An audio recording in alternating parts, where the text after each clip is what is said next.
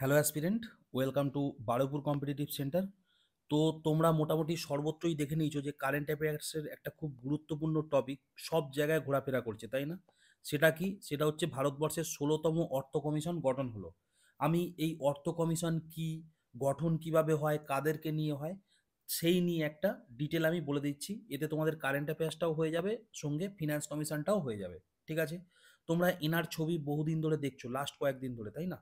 বহুদিন বলা ভুল, লাস্ট কয়েকদিন ধরে এনার ছবি খুব ভালোভাবেই দেখছো। ঠিক আছে? এই যে ব্যক্তিটা, এনার নাম কি নিচে দেখো লেখা আছে, অরবিন্দ পানাগড়িয়া। ঠিক আছে? এই অরবিন্দ পানাগড়িয়াই হচ্ছে ভারতবর্ষের ১৬তম অর্থ কমিশনের চেয়ারম্যান। বুঝতে পারলে? এরপরে চলো আমি ডিটেলে সব বলে দিচ্ছি, অর্থ কমিশন কি, কমিশনের কাজ কি, কে নিয়োগ করে, আর্টিকেল কি, এই সমস্ত ডিটেল আমি বলে দিচ্ছি।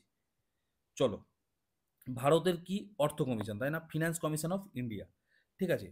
অর্থ কমিশন কি একটা সাংবিধানিক বডি, একটা কনস্টিটিউশনাল পোস্ট? অবশ্যই। তার কারণ কি? যে জিনিসগুলো সংবিধানে লেখা আছে সেগুলো সংবিধানের সংস্থাই হবে, তাই না?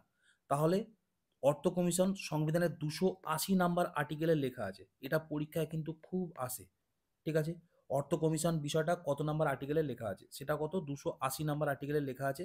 সুতরাং এটা একটা সাংবিধানিক বডি। বোঝা গেল? এই অর্থ কমিশন প্রথম গঠন হয়েছিল কত সালে? ১৯৫১ সালে। ঠিক আছে? এবং এই অর্থ কমিশনের প্রথম চেয়ারম্যান কে হচ্ছিল? কে.সি. নিয়োগী। ঠিক আছে? আমাদের বাঙালি মানুষ, তিনি ৫ বছর ছিলেন, তাই না? কে.সি. নিয়োগী। যদি ফুল ফর্ম বলি তাহলে ক্ষিতীশচন্দ্র নিয়োগী। এখন একটু না ফুল ফর্মগুলো পড়ে রাখবে। তার কারণটা হচ্ছে বিহারে কিছুদিন আগে একটা পরীক্ষায় ওরা কি করেছিল, এই কে.সি. নিয়োগী ফুল ফর্মে দিয়ে দিয়েছিল। ঠিক আছে? মানে এই প্রত্যেকটারই যে, মানে ধরো এই যে ক্ষিতীশচন্দ্র নিয়োগী, বাকি যে অপশনগুলো দিয়েছে সেগুলো সবকটারই কেসি আসছে। ঠিক আছে? এই রকম টাইপের কোশ্চেন কিন্তু এখন দিচ্ছে। সুতরাং তোমরা ক্ষিতীশচন্দ্র নামটাও কিন্তু পুরো মনে রাখবে। বোঝা গেল? আচ্ছা, এখানে দেখো কেসি নিয়োগীর টাইমটা দেখো, ১৯৫২ থেকে ১৯৫৭ সাল, মানে ৫ বছর। তার মানেটা কি দাঁড়ালো? মানেটা এই দাঁড়ালো, প্রত্যেকটা অর্থ কমিশন গঠন হয় ৫ বছরের জন্য। ঠিক আছে? প্রত্যেকটা অর্থ কমিশন, ঠিক আছে, ৫ বছর হবে, আবার নতুন অর্থ কমিশন আসবে। বোঝা গেল? তো ইনি ছিল প্রথম। আর এখন বর্তমানে কত নাম্বার হয়ে গেল? বর্তমানে হয়ে গেল ১৬ নাম্বার, তাই না? ১৬ নাম্বার অর্থ কমিশন, যার মানে চেয়ারপারসন কে হলো?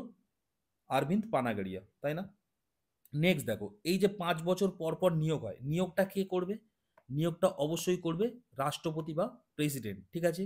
আর এই অর্থ কমিশনের অপসারণ যদি করতে হয়, তাহলে সেটাও কে করবে? সেটাও করবে রাষ্ট্রপতি। বোঝা গেল? নেক্সট দেখো, অর্থ কমিশনের গঠন।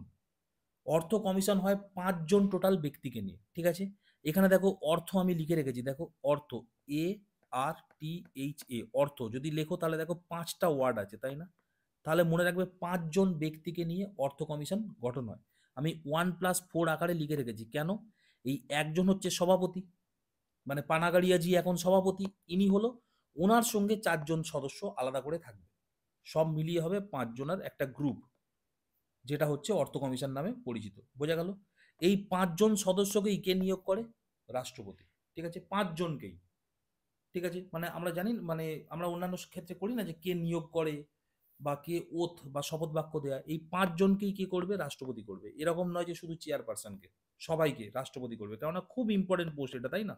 ফিনান্স কমিশন মানে খুব ইম্পর্টেন্ট। কতটা ইম্পর্টেন্ট এর কাজকে আমি এক্ষুনি বলছি। তো এতটা ইম্পর্টেন্ট পোস্ট, সুতরাং রাষ্ট্রপতি সবাইকে নিয়োগ করবে। বোঝা গেল? নেক্সট দেখো, অর্থ কমিশন মানে ২৮০ নম্বর আর্টিকেল আমি তোমাদের বলেছি। এখানে ২৮০ যে আর্টিকেল আছে তার যে ২ নাম্বার ক্লজ, সেখানে কি বলা আছে? বলা আছে এই যে সদস্যদের নিয়োগ বা যোগ্যতা, এইটা নির্ধারণ করবে কে? সংসদ আইন। ঠিক আছে? মানে সংসদ, পার্লামেন্ট নির্ধারণ করে। সংসদ আইন প্রণয়ন করতে পারে, মানে কি? পার্লামেন্ট, মানে আমাদের লোকসভা, রাজ্যসভা আর প্রেসিডেন্ট, এই তিনটে মিলে পার্লামেন্ট। তারাই ঠিক করে যে এদের এই যে অর্থ কমিশনের যে লোক আছে তাদের নিয়োগ কিভাবে হবে এবং তাদের যোগ্যতা কি হবে। বোঝা গেল? তো নিয়োগ কিভাবে হবে তো আমরা বলে দিলাম, প্রেসিডেন্ট নিয়োগ করে। যোগ্যতাটা কি সেটা আমরা দেখে নিই। যোগ্যতা কি হতে হবে? হাইকোর্টের বিচারপতি কিংবা তার সমতুল্য যোগ্যতা। বুঝতে পারলে? মানে হাইকোর্টের, মানে তোমরা হাইকোর্টের বিচারপতির যোগ্যতা তোমরা অলরেডি জানো। ঠিক আছে? ক্লাস আমি করিয়ে দিয়েছি। তো হাইকোর্টের বিচারপতি এবং বা তার সমতুল্য যোগ্যতা থাকতে হবে। কিংবা যেহেতু অর্থের ব্যাপার স্যাপার আছে, টাকা পয়সার ব্যাপার আছে, কোনো যদি অভিজ্ঞ অর্থনীতিবিদ হয় তাহলেও হবে। আরও কিছু কন্ডিশন বলা যায়, কিন্তু মেনলি এই দুটো হচ্ছে আসল। ঠিক আছে, যোগ্যতাও হয়ে গেল আমাদের। এইবার চলো অর্থ কমিশনের কাজ, যেটা হচ্ছে খুব ইম্পর্টেন্ট, প্রচণ্ড গুরুত্বপূর্ণ কাজ করে। দেখো, যদি খুব সহজে বোঝাই, প্রথমে দেখো, এই যে আমাদের রাজ্য থেকে ট্যাক্স ওঠে, তাই না? জিএসটি যখন ওঠে, জিএসটি কেমন হয়? জিএসটি, জিএসটি, জিএসটি কি হয়? একটা স্টেট জিএসটি হয়, আর একটা সেন্ট্রাল জিএসটি হয়, তাই না? আর একটা ইন্টিগ্রাল জিএসটি হয়, সেটা আমি আর লিখছি না। তো দেখো, এই যে রাজ্য, তার মানে কি, রাজ্যও ট্যাক্স তুলছে, সেন্ট্রালও ট্যাক্স তুলছে, তাই না? এই যে ট্যাক্স তো তুলে নিল, ঠিক আছে, কিন্তু এই ট্যাক্সটা কিভাবে ভাগ হবে, মানে স্টেট কত টাকা পাবে বা সেন্ট্রাল কত টাকা পাবে, এই যে কত ভাগ হবে, সেইটার যে সুপারিশ, সেটা কে করে? সেটা কিন্তু এই অর্থ কমিশন করে। দেখো, এখানে আমি ইংরাজিটা বলছি, বাংলায় ট্রান্সলেটার দিয়ে আমি ট্রান্সলেট করেছি। তো ইংরাজিটা পড়ো, বুঝতে পারবে। আমি বলে দিচ্ছি জিনিসটা কিভাবে হয়। দেখো, it basically decide how to revenue has to be distributed. ঠিক আছে, এটা মূলত ডিসাইড করে, সিদ্ধান্ত নেয়, কি করে, কি কি সিদ্ধান্ত নেয়? রিভিনিউ বা রাজস্ব বা যে কর তোমরা দিচ্ছ, সেটা কিভাবে ডিস্ট্রিবিউট হবে বিটুইন সেন্ট্রাল অ্যান্ড স্টেট, রাজ্য এবং কেন্দ্রের মধ্যে এই করটা কিভাবে ভাগ হয়ে যাবে বা কিভাবে ডিস্ট্রিবিউট হবে, তাই না? আর কি বলছে?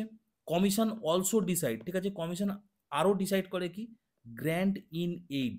গ্র্যান্ট ইন এইড মানে কি? গ্র্যান্ট ইন এইড মানে হচ্ছে অনুদান। এই যে রাজ্যকে অনুদান দেওয়া হয় সেন্ট্রালের তরফ থেকে, তাই না?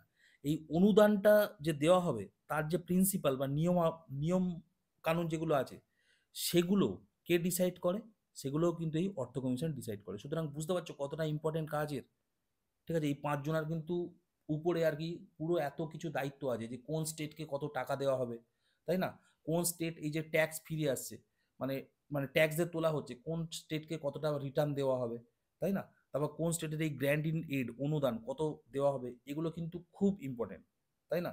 তারপরে তোমাদের খুব মানে 275 নম্বর আর্টিকেলের এই সমস্ত জায়গায় ডিটেলে আরো বলা আছে যে বিশেষ কিছু রাজ্য আছে, সেই রাজ্যগুলো অতিরিক্ত কিছু অনুদান দেওয়া হয়, তো সেগুলোও কিন্তু সব ঠিক করে এরা। বোঝা গেল?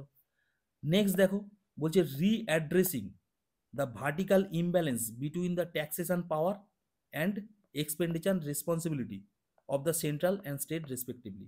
মানে দেখো, এই যে ট্যাক্সেশন পাওয়ার, ঠিক আছে, এই মানে রাজ্য আর কেন্দ্রের যে ট্যাক্স যে তোলার ক্ষমতা, বা এই যে মানে পুরো যে মানে ট্যাক্সেশন যে ব্যাপারটা, সোজা কথা এক কথায় যদি বলি, এই যে ট্যাক্স কত কি হবে, কার জন্য কত ধার্য হবে, ঠিক আছে, এই সমস্ত কিছুই কারা দেখে? কমিশন দেখে। বোঝা গেল? আর থার্ডে কি বলছে? Equalisation of all public service across the state. ঠিক আছে, রাজ্য জুড়ে সমস্ত পাবলিক সার্ভিসের সমতা প্রদান করা। ঠিক আছে, আরও অনেক কিছু কাজ টাজ আছে, কিন্তু মেন কাজ হচ্ছে এগুলোই। আর যদি একদম মেন কাজ বলা যায়, তাহলে পুরো এইটাই বলা যেতে পারে, 1 নম্বর পয়েন্ট। ঠিক আছে, যে আমরা যতটা কর তুলছি, সেই মানে দেশ যতটা কর তুলছে, রাজ্য যতটা কর তুলছে, যখন ভাগ হবে করটা, কিভাবে ভাগ হবে সেটা ওরা ডিসাইড করে। বোঝা গেল? আর রাজ্যকে কতটা অনুদান দিতে হবে সেটাও ওরা ডিসাইড করে।